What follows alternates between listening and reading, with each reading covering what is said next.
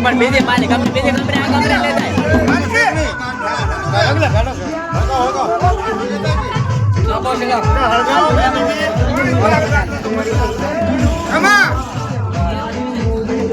પાસે ભાઈના વસ્તારે ખમા બોલું છું